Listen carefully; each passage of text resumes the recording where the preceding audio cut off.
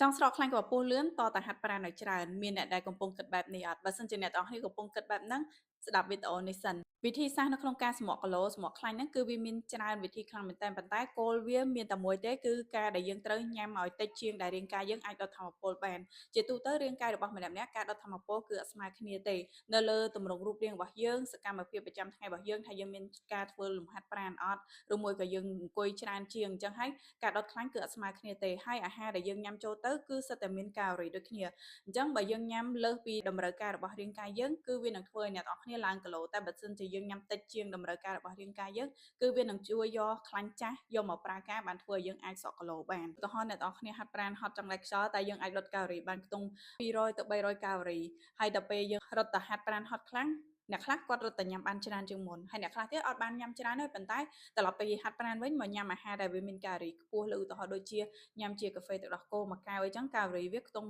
100ជាងទៅ200កាឡូរីបាត់ហើយអញ្ចឹងអាដែលយើងហាត់បញ្ចេញកម្លាំងទៅតឹងប្រមាណហ្នឹងគឺវាចូលទៅវិញហើយជាមូលហេតុមួយដែលធ្វើឲ្យយើងហាត់ប្រាណហើយយើងអត់មានការគ្រប់គ្រងអាហារគឺនៅតែធ្វើឲ្យយើងអត់បានទទួលលទ្ធផលពេលដែលយើងហាត់ប្រាណធ្វើឲ្យសុខភាពយើងរឹងមាំជាងមុនជួយរឿងបង្កើនសាច់ដុំប៉ុន្តែបើសិនជាយើងចង់ស្រកសំខាន់គឺយើងត្រូវមានការគ្រប់គ្រងអាហារឲ្យបានត្រឹមត្រូវផងដែរទៅធ្វើយើងបានទទួលលទ្ធផលលឿនសរុបសេចក្តីមកបើសិនជាយើងមានពេលហាត់ប្រាណត្រឹម10ឬមួយ20នាទីក៏យើងអាចស្រកបានដែរបើសិនជាយើងមានការគ្រប់គ្រងអាហារបានល្អ